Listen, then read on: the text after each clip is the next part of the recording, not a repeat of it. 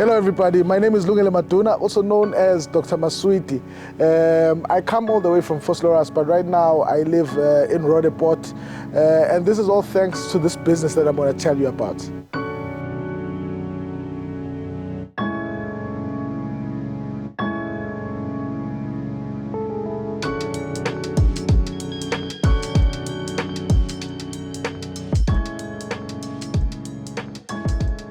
So how I found out about this business, the APL, is so interesting. We were invited to Sentin by one of the strongest network marketers in the country. They invited us to Sentin at Trump's.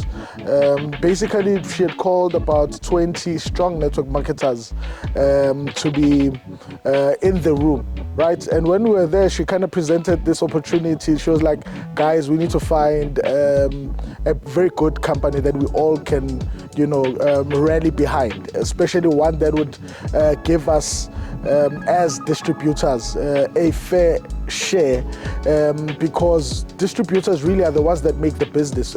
So when she made that presentation, she made a lot of sense, and we listened to her. She then asked, everybody was supposed to come and say which company, would they rather, maybe, put on the hat, so that we all back that company or we all join that company. So we compared quite a number of companies that day, but, right at the end, and I think she really did think about this, she then, presented this company to us, APL. What really stood out for me, number one, was the products. They had, at that time, I think there were 15 products that they were telling us about. From the 15 products that they had, what I really liked was the fact that each product really focuses on a specific ailment or a specific set of ailments.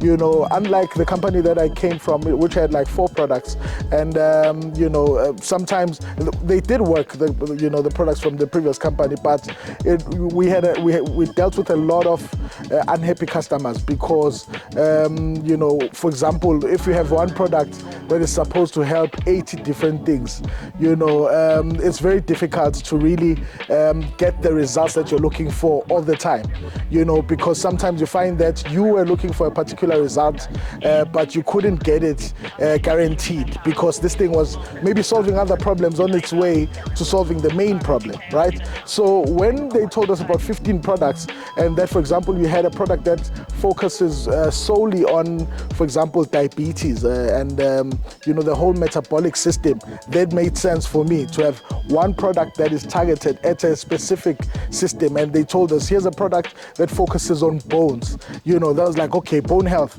right? This is a product that is specific for bones, and so on and so forth. We've got products here that focus on kidneys and liver. So I knew exactly what I would be selling for what kind of a problem. And when I started getting into this business, I started realizing that actually our success rate became even more than the previous company because of the fact that these products are so targeted. It's not like a one pill that's solves everything. Here you can get a specific product that then can target your problem directly, which then gave us a lot of positive results at the end of the day. But the second biggest thing really was the compensation plan. 63% of the money that is generated by the business goes back to distributors like ourselves.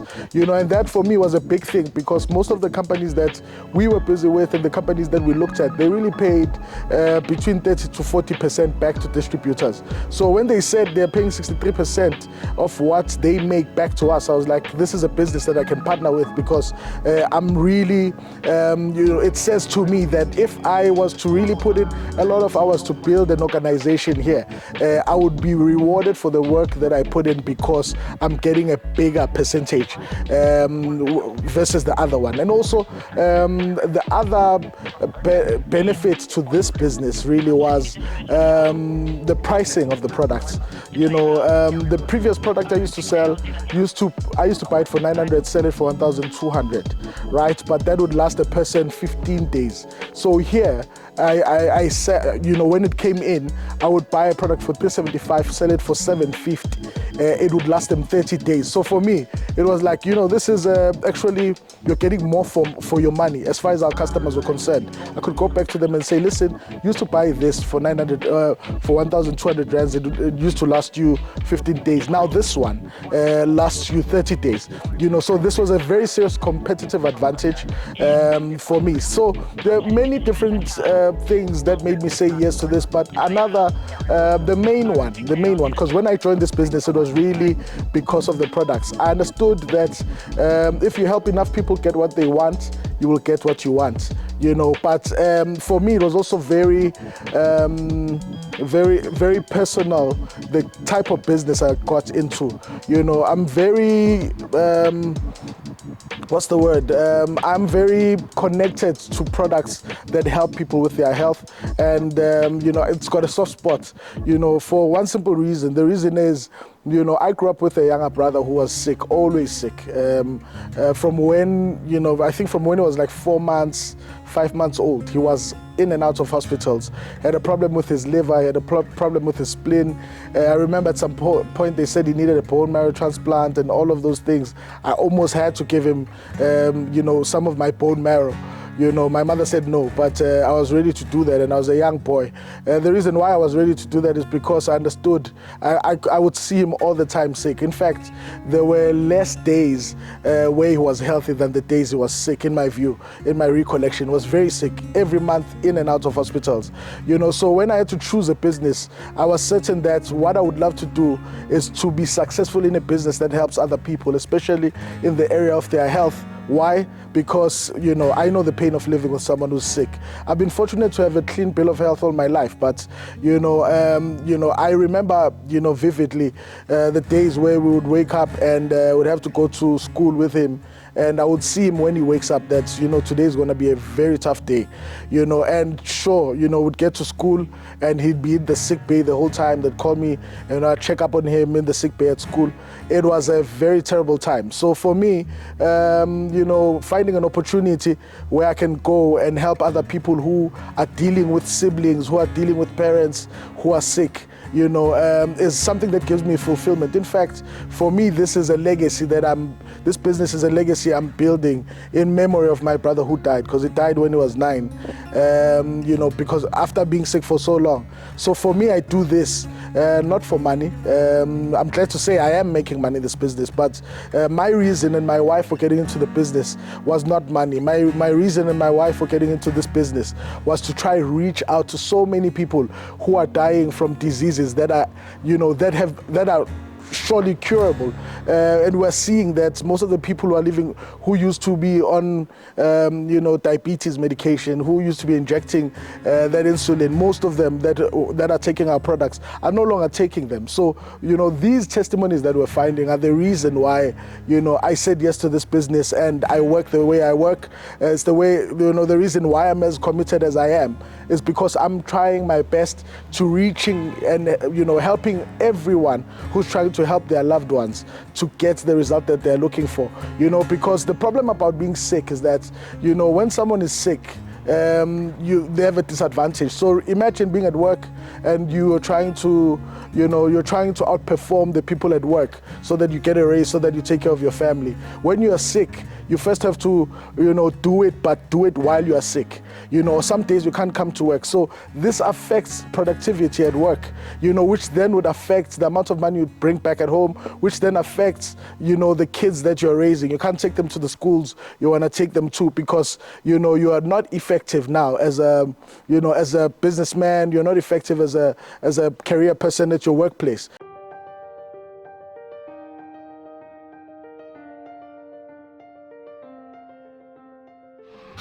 Asifikile ke manje ndoda. Sikuphi la sikhona sisefo Sloras. This is where it all began.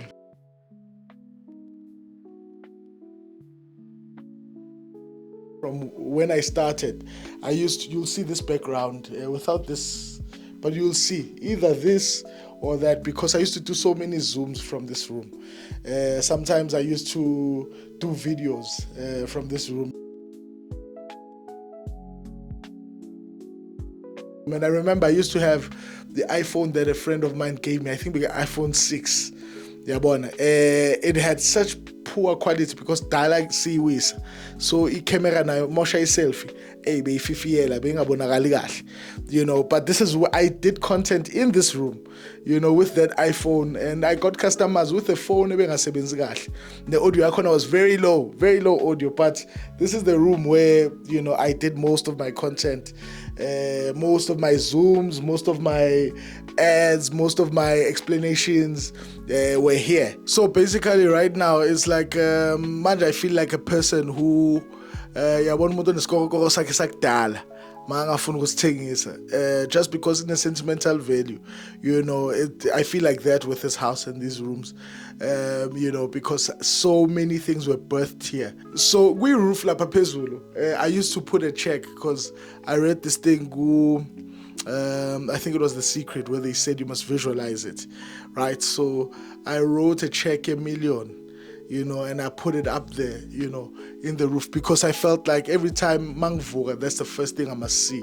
I must see this check that I wrote for myself for $1 million rands, ngayibhala kudala le hanto le, because The Secret, I think ngayifunda kudala, bese ngikhohliwe nangayo kwadlula iminyaka ngiloko ngayiboni le mali, yabona manje njalo ngiloko ngibonana nalento le ngayibhala lethu ukuthi bathi mawubhala lento uyibuka njalo uzogcina unayo. Kodwa akathatha isikhathi before ngibona ukuthi siyaphi nalento.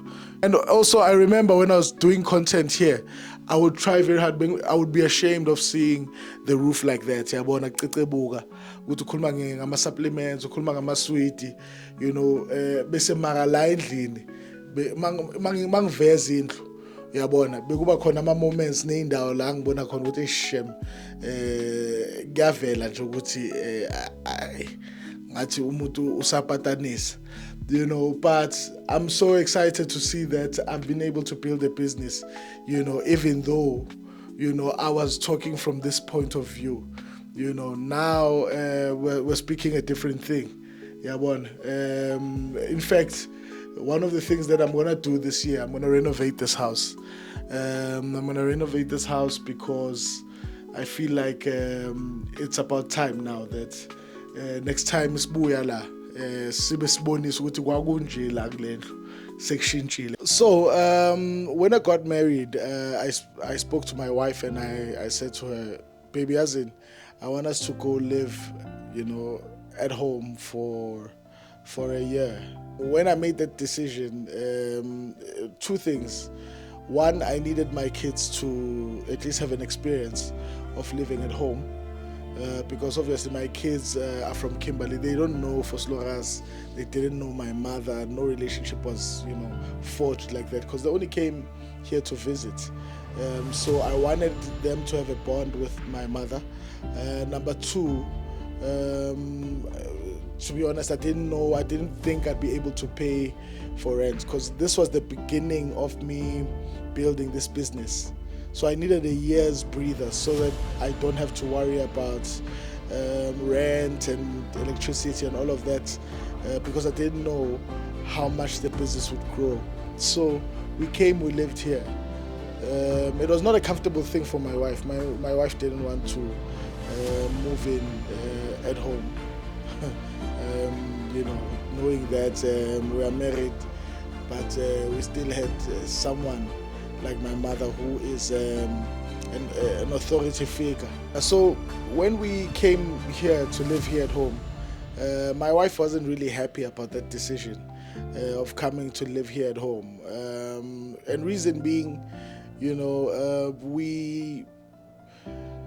we were supposed to build our own family and I'm supposed to be the head of that family. But now when we live at home, now there's another authority figure who's my mother. And to be honest, she tried very much to stay away from our business. She wouldn't really, get in the way of anything that was happening. But still, it was not comfortable for her, living here. But, we had to start somewhere. We came here, we lived in my room. The room that I grew up in became my room and my wife's room, the first year, and my kids now had to sleep where I used to practice, and it was very humble beginnings for us, but for me it carried a lot of lessons, and it made me appreciate again the business that we have, because in a year, I was now able to transform my life. Yes, when they lived here, my kids, I had to take them to a private school, and we had challenges at the beginning. Initially, I was not for private schools, but again, when you're in South Africa and you don't have money under this government, the government will show you that you will do things as they want. And what do I mean? My son, couldn't go to. They chose a school that I didn't want for him, and I won't name the school, but they chose a school that I didn't want for him, and I tried by all means. I tried to, to get other schools that he could go to, but no public school would accept, because they didn't have the power, to accept him because of the system that they have, So then I was forced to take him to private school, and it was daunting, very scary for me, to think that I'd be paying that amount of money every month, because I wasn't used to that. So these are the reasons, I said yes to this business. And I'd say yes again. If someone came to me with this opportunity now, I'd say yes to this because of all the reasons that I've said.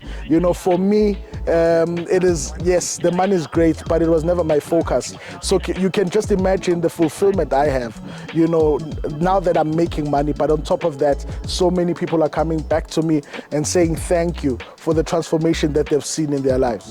What I was skeptical about when I first heard about this, you can imagine, we're sitting in a boardroom, we're talking to someone who's in Russia, who's in Moldova, telling us that there are sweets that help with diabetes, for example. That one was a serious, interrupter in my brain. My brain couldn't understand this, that there are sweets that can help people, with diabetes, because we understood that if you're diabetic, there's no sweet thing that must go in your mouth, right? And now to just understand that as a concept was a very difficult thing. So, and as a matter of fact, to be honest, I took a year to just sit and look at, the results I was getting, so I wasn't very confident speaking about these products early on TikTok, because I was like, I've worked so hard to build my name in the music business, and I really, value my name.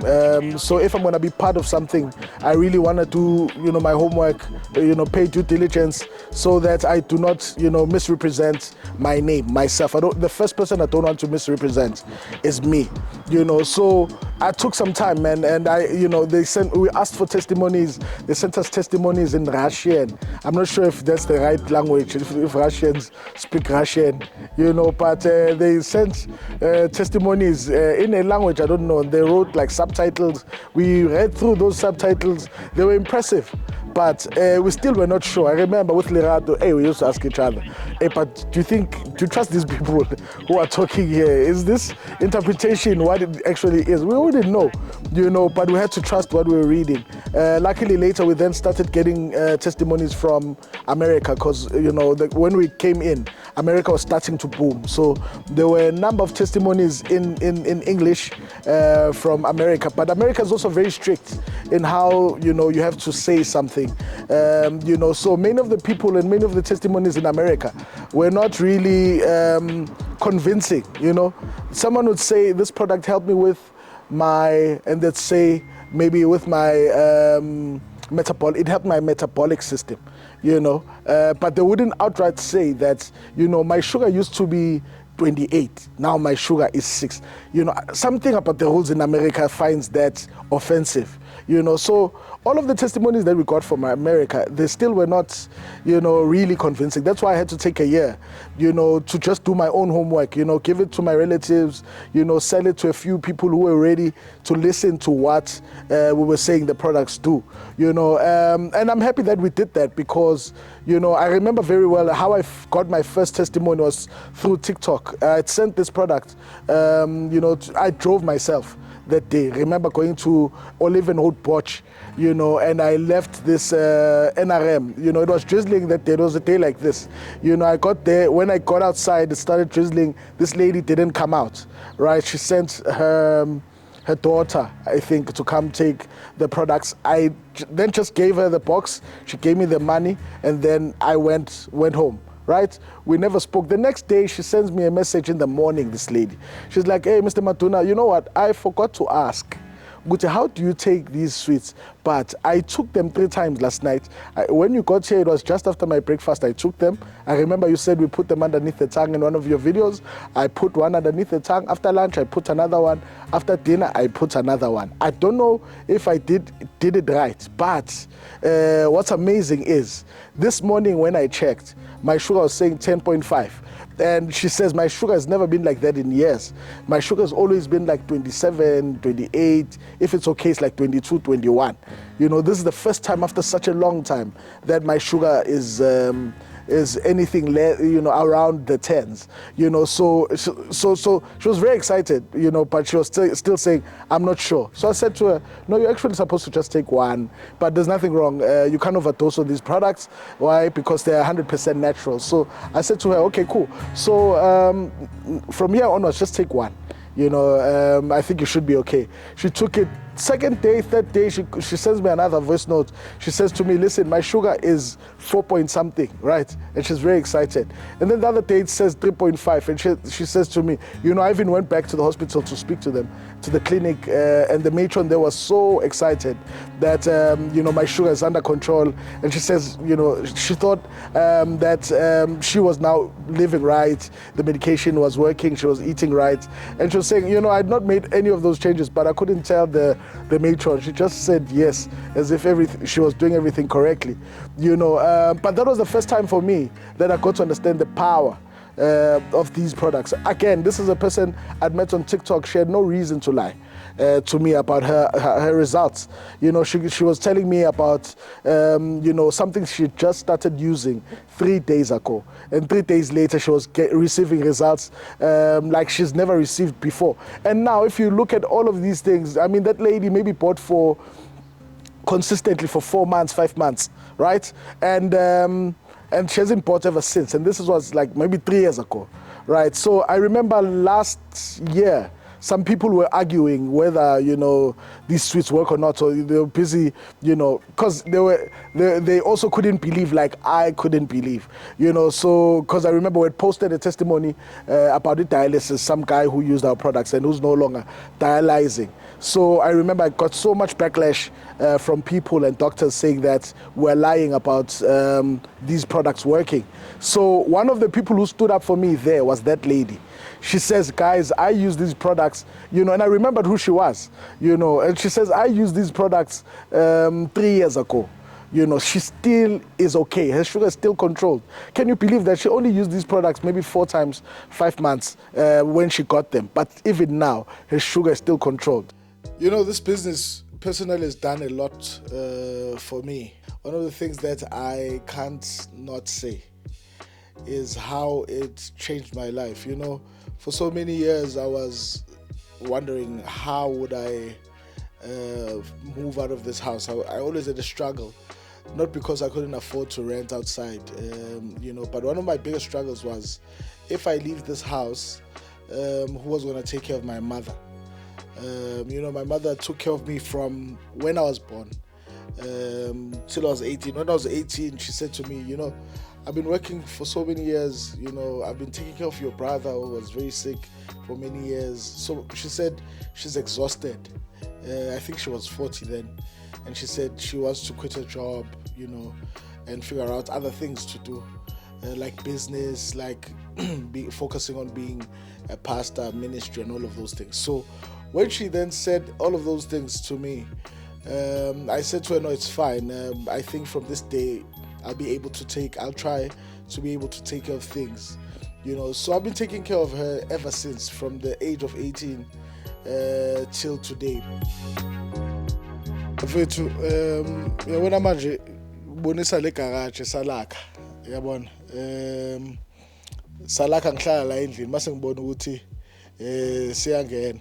Yeah, well, and one of the first things I wanted to do, I wanted to buy a car. But I wanted to buy a car. One that I could travel ngayo kude. Because bese seyifaka kancane le gets njalo iyabila. Eyabila le ade gets singazi ukuthi soyisolve kanjani le problem, yabona. So man, sometimes if I needed to go to my presentations far, it would be difficult ukuthi ngiplana kanjani uya kude, So manje I then was thinking about ukuthi kuzoyenzakalani mangathi ngifaka le gate kule garage. Le garage ngoba lineminyaka lathi lakhiwa nje la vele labukeka njengento ezowakusasa, uyayibona umuntu uqeda ukwakha mara uyibuka uyayibona is caving in. So because this garage was caving in, I was worried that maybe it might just collapse on the brand new car that I bought. So I said, okay, the next thing I needed to do is to fix the garage, then go buy a car. Let me show you this garage. So all of this being created by our business. You can come inside. So I built, you can see I've got a toilet here. No one really uses this toilet because it's just my mother in this place. We built a toilet, my place there, now the gas sebenza. Yeah. So later we'll put a shower here. I don't know for who really. Only my mother lives here. The toilet. Everything still functions very well, but to be able to build this was a big thing for me. So this is the garage. So this is another part of storage at the back of the church.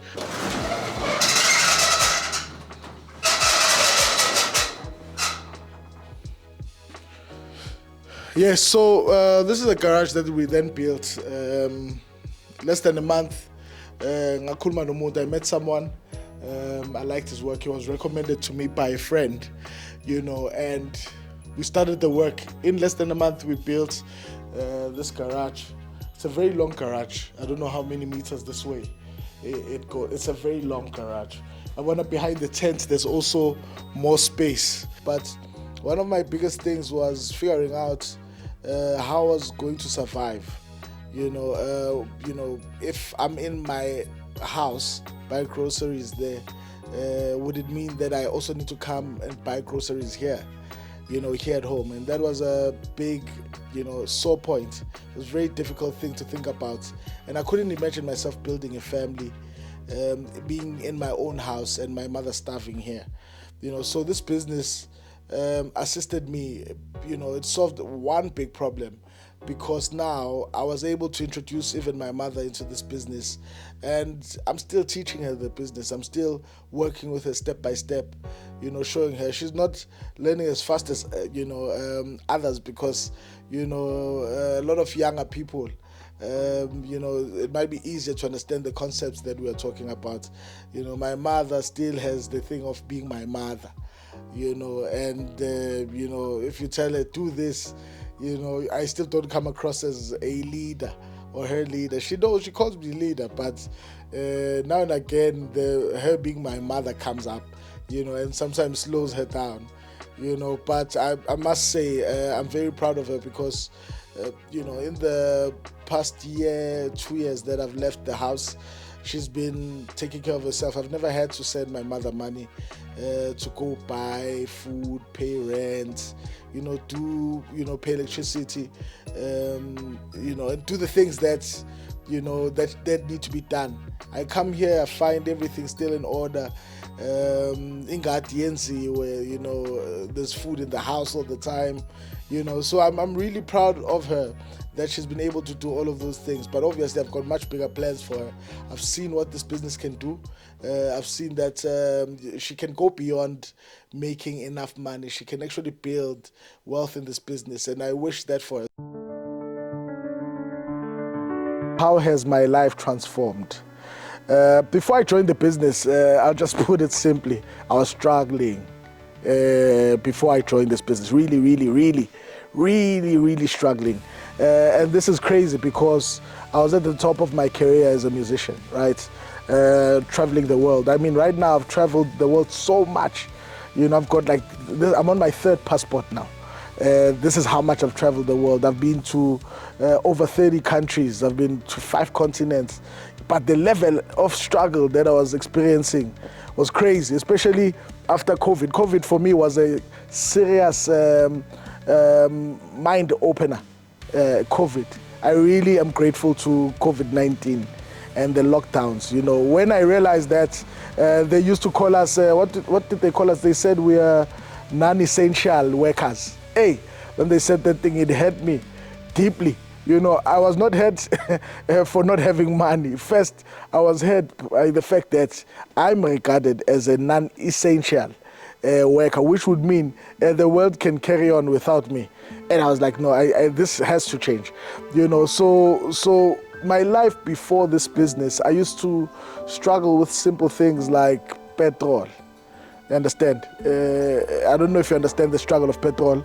I used to struggle with, you know, just the idea of seeing my kids. In fact, one of the biggest things is that I had proposed to my wife many years ago. I think 2014, live on Metro FM. I'd done that, but took me very long. It took me, because we got married 2023, so 9 years before I could marry my wife. Why? Because money was not coming together.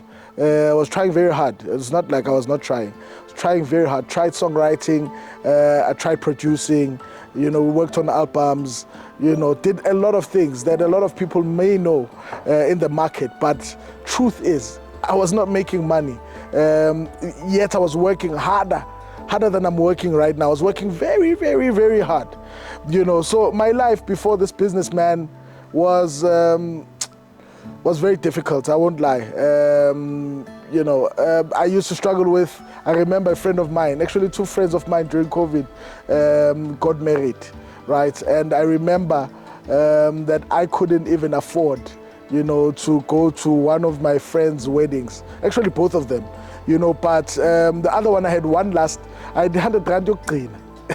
100 rand yokugcina, and my car was on empty. Luckily it was just here in Katlehong, this wedding, you know. Now I won't mention his name. So when I went to that wedding, I had to choose. So this one last 100 rand, and you know, I mean, to go to a friend's wedding and you don't even have a gift is you know, it's and especially for a person like me, I don't like asking anyone for anything. You know, so you can imagine ukuthi bekunjani ke ukuthi ngisuke endlini ngihambe ngemshadweni umngani wami and not even have anything to say, man, congratulations. You know, it was a very, you know, belittling thing. But I went there and I remember even after the matrimonial, you know, now it was reception. And when we got to reception, guys are like, hey, gents, let's asihlanganiseni so that we can have something after. You know, obviously guys were thinking about bevs and things. Hey, that time I can't participate in that discussion. I'm just sitting there watching them, you know, and they know me to be a person who participates. And I can't even say, you know, the way pride in Akon, I'm not sure if he pride or in, but I can't even say, guys, you know, I've got nothing. I'm just like locked. You know, you know, I don't have a gift, but over and above that, I don't have a gift. I don't even have 100 rand to give to these guys or 200 just to contribute. You know, that thing, man, hit me. And it was not the only time. It happened also when my other friend got married. Luckily, how I even got to go to, it was not his wedding that day, but good, Marble Hall, you know. So I just needed money to get to Rodeport. Funny enough that I now live in Rodeport because I didn't have money for Uber to leave Foslo to come to Rodeport so that we drive together to go there. Hey, not with him, with his sister. But that thing was such a difficult moment. And how I even got to go there was maybe 2 hours before they left. Somebody sent money because they were buying NRM. I was like, thank you, Jesus. I'm now going to get to this Amalobol. I took that, all of the money, Mali box, Mali profit.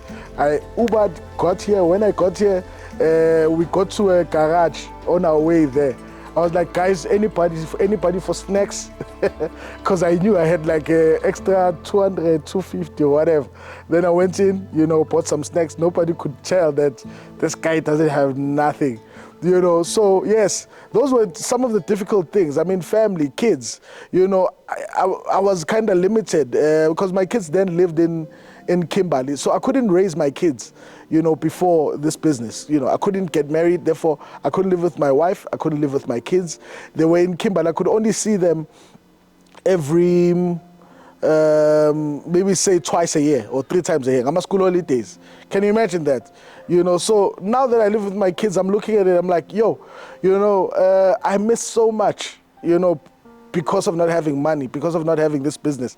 I miss so much. My firstborn, I'm only getting to know thoroughly now that I live with him. My secondborn now. The only one that I really know is my lastborn. Because now we're married, now we live here at home. And the bond that we have with the last one is crazy. Even now, when we're trying to shoot this thing, he's crying to be here, because, he feels like, no, he's missing out. If I go upstairs to go work, because this is the bond that we have. So before this business, really, some of the things are very hard to quantify. A transformation. How has my life changed? It has changed in the little things. Because now I'm able to enjoy things I never thought were there. To enjoy. Like spending time with my kids.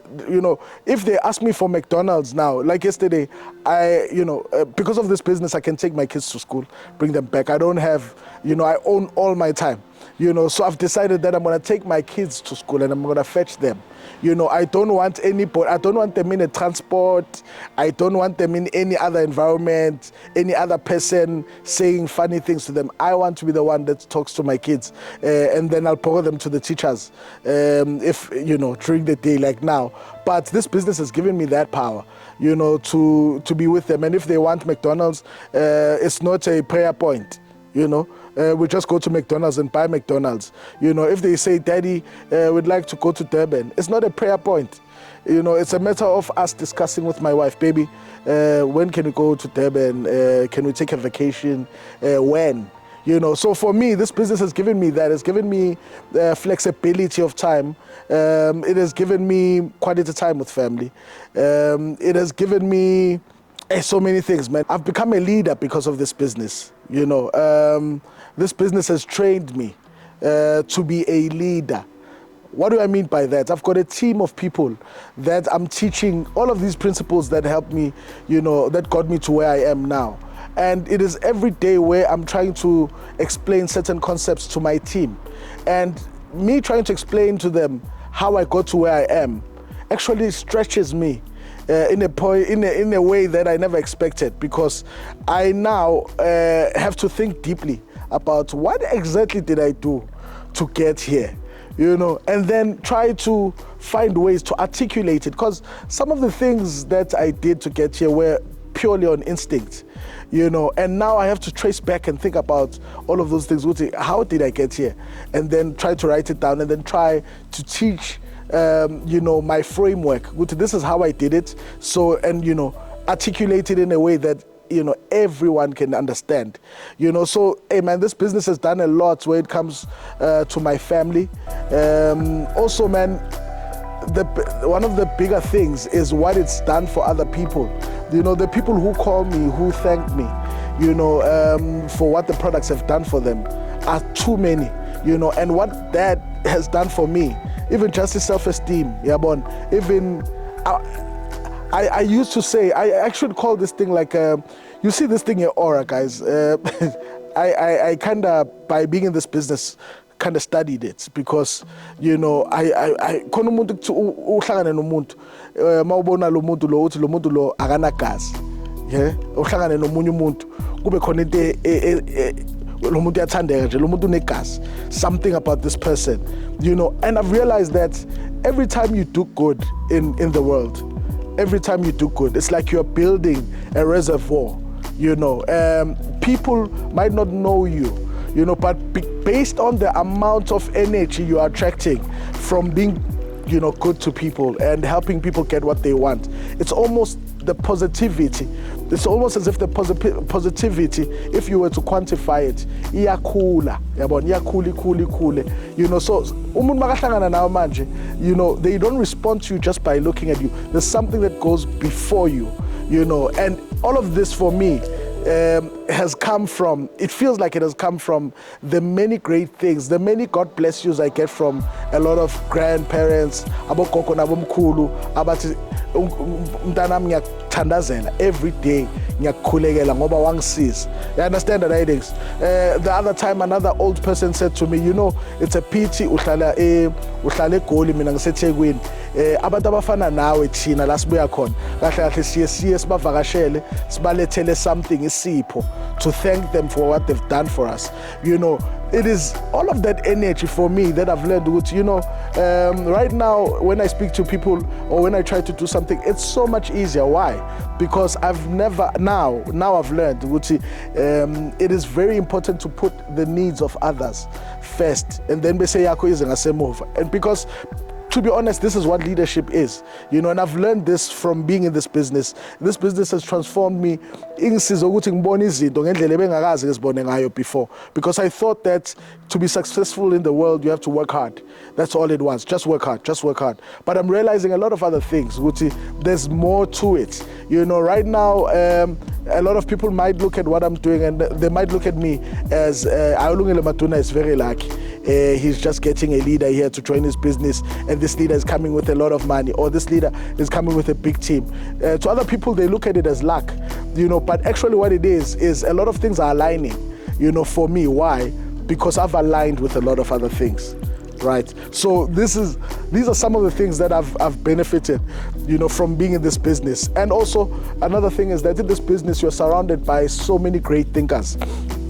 In this business, in my team, just in my team alone, I've got so many business people, so many pastors, so many, you know, thinkers who think at, most of the time, who think at a level that is beyond me in different areas, right? So now, because this business is so amazing, because this is network marketing, you know, I might be their upline, but the amount of impartation they give to me, you know, when they speak is, I mean, I wouldn't have gotten that, most of those things in any book.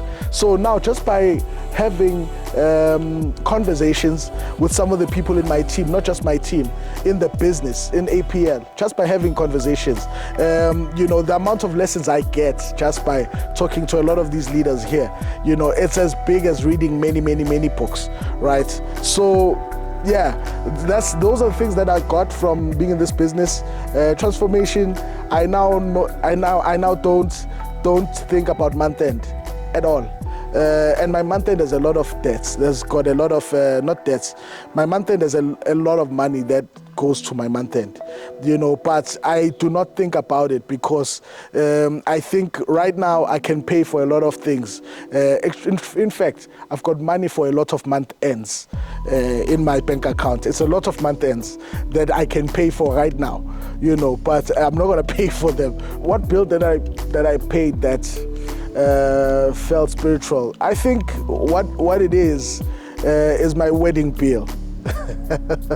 You know, I think it's my wedding bill. The reason I say that, I think in my history, in my lineage, my line of you know, in my family tree, I don't think anyone really had a white wedding. My mother was married to my father, but I've never seen their wedding pictures. So I don't think there was a white wedding. You know, but even Nabokoko, I think Nabokoko, they were married the African way, you know. But when I looked at just the whole thing and how difficult it was, as I said, it took me about 9 years to get married after I proposed. Not because I wanted to wait for 9 years, but it always felt like something was in the way. Yeah, you know, it was in the way of me doing this thing. So when I proposed to my wife, it was on her birthday. Or when I said to her, I'm gonna marry you on this date. When I put the date out, it was on her birthday, 30th October, right? I said to her, listen, this is the last year you guys are living here in Kimberley. Next year, you guys are gonna come live with me. I didn't have money when I said that. I remember I was in the bus coming back from Kimberley to Johannesburg, and I was busy hyping myself up the whole time. When I get to Johannesburg, I'm building this thing and I'm gonna have this money in January. Then I didn't know how much money I needed. In fact, I didn't even, have a plan to say I need 100,000 for the or whatever, and if I can get 100,000, this is how much my wedding is going to be. I just said, I need a small wedding. This is what I kept saying. I need a small wedding. I need a small wedding. And my family kept suggesting things. I said, if you don't have money, please don't suggest these things, because I, suggest with money. I want opinions that are backed by money. If there's no money, don't suggest. And we had so many back and forths with my family about this thing, because I was thinking from a point of not having money, but at the same time, I knew how difficult it has been for me, to do these things. So I didn't want any more stumbling blocks in front of my way. I came back, I worked November, December, January, worked like crazy to raise that money.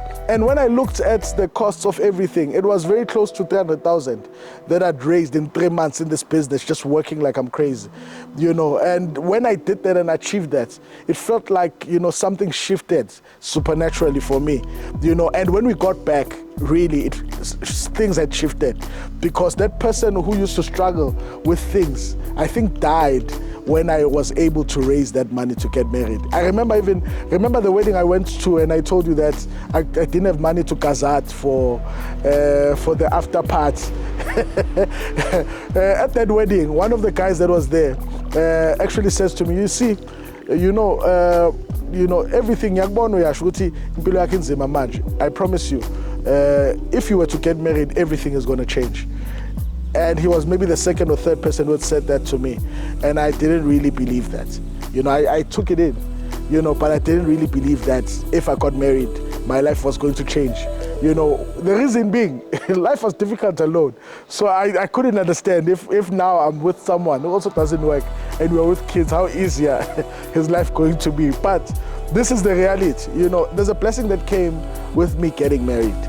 It's a huge one. So that's why I think it has to be that when I got married, when I paid for all of those things, it was as if something shifted supernaturally for me, and everything just became easier from that day onwards.